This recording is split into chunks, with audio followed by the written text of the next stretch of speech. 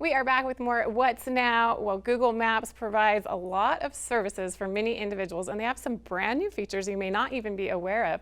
I spoke with LaToya Drake, and she filled me in on all the newest goods with Google Maps.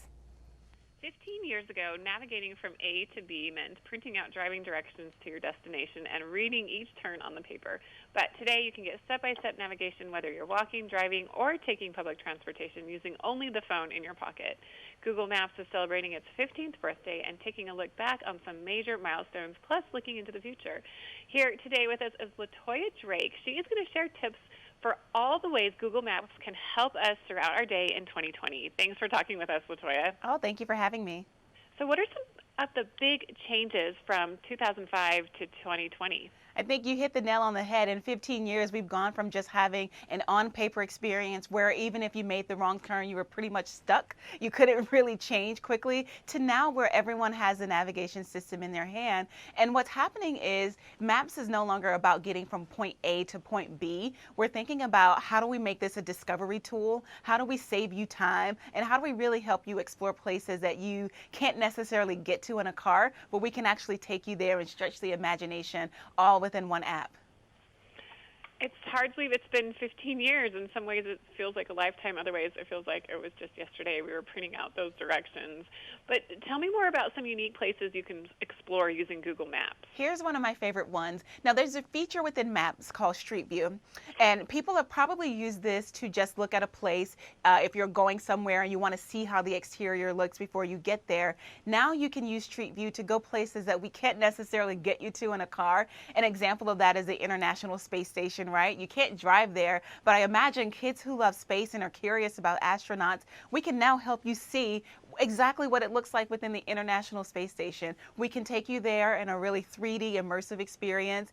And also thinking about places that, it requires a plane to get to, but you still want to see. Places like the Eiffel Tower, Machu Picchu. Again, Maps is not just about your driving directions anymore. It really is about discovering new places and really feeling like you got to go somewhere new. I love that you can do that. It's amazing.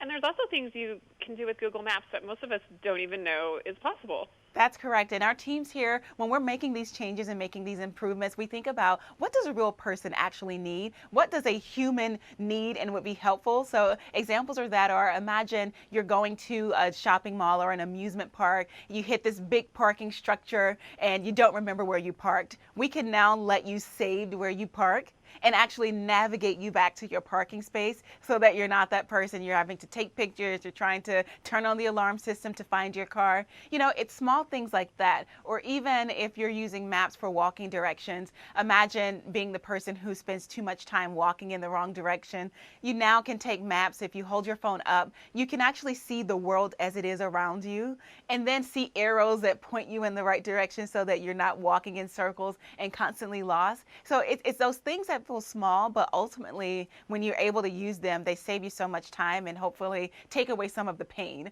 of being lost. Well, so helpful, and you're right. It's so frustrating being lost. So it's really cool that you can see all of that in real time, exactly where you are. And how else is Google improving the Maps app to make it easier to find things? Yeah, and one thing to think about, and I say this to people all the time, there are a lot of things that you do that you don't necessarily think about. One of those is making dinner reservations, for instance. There was a time where you needed to go to different apps, different websites, pick up the phones. If you find something that you need and you're interested in, all of that is happening exactly within the app. The ability to do things that took a lot of effort and took a lot of work to just, again, do something as simple as making a dinner reservation. We're now making that available just within that map. So we speed you up and save you a little bit of time in your day.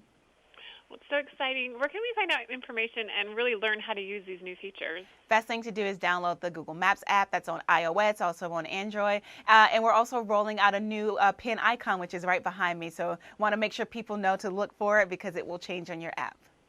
Well, thank you so much, LaToya, for talking with us today. I'm so excited to start using these new features. Thank you. Have a great week.